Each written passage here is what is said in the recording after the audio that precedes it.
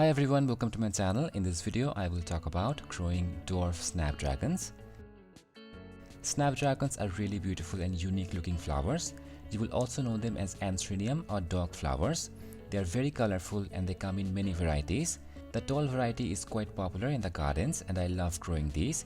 They can reach up to 4 feet tall and you need to support them so they don't fall down. But there are also short and dwarf varieties that you can grow.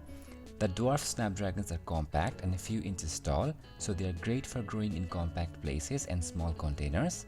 Here you can see how compact and bushy they are. They bloom a lot and they also come in wonderful colors. If you pull the petal down like this, you will see it opens like a mouth of a dragon, and that's how the plant got the name snapdragon. They're grown here as annuals in the winter-spring season. In some climate, you can also grow them as perennials too, and they're really easy to grow and care for.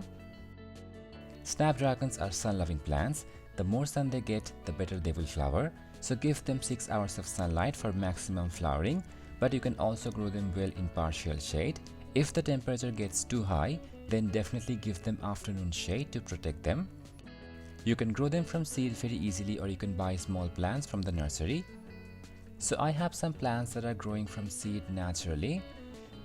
This is how they look when they are small. They self-seed a lot and come up in my garden all the time. They are really easy to grow from seeds. To grow them, choose a 6 to 8 inch pot. In a 10 inch pot, you can grow 2 or 3 plants together like I did here. For potting mix, take good quality garden soil. Make sure the soil is well draining. Add some compost and a handful of bone meal to provide all the nutrition. They don't need too much feeding. During growth, I apply mustard cake liquid fertilizer weekly, and once a month I add some compost and bone meal around the soil so they keep getting more flowers.